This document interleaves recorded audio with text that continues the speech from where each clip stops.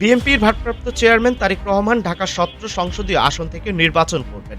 বিএনপির চেয়ারপারসনের একান্ত সচিব এবিএম আব্দুস সাত্তার আজ সকাল ১১টা ১০ মিনিটের দিকে সেগুনবাগিচায় অবস্থিত ঢাকা বিভাগীয় কমিশনার শরফুদ্দীন আহমেদ চৌধুরীর কার্যালয় থেকে মনোনয়নপত্র সংগ্রহ করেন। রোববার ২৮ ডিসেম্বর বিষয়টি নিশ্চিত করেছেন বিএনপির মিডিয়া সেলের সদস্য সাইদুল কবির খান।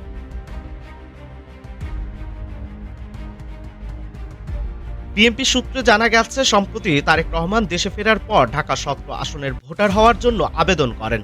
এরই মধ্যে বিএনপির জ্যেষ্ঠ নেতারা তাকে ঢাকা ১৭ আসন থেকে নির্বাচন করার জন্য অনুরোধ জানান।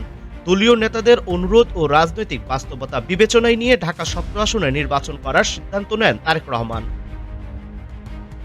এদিকে তারেক রহমান ঢাকা ১৭ আসন থেকে নির্বাচন করার সিদ্ধান্ত নেওয়ায় এই আসনটি ছেড়ে দেওয়ার ঘোষণা দেন বাংলাদেশ জাতীয় পার্টির চেয়ারম্যান আন্দালিব রহমান পার্থ।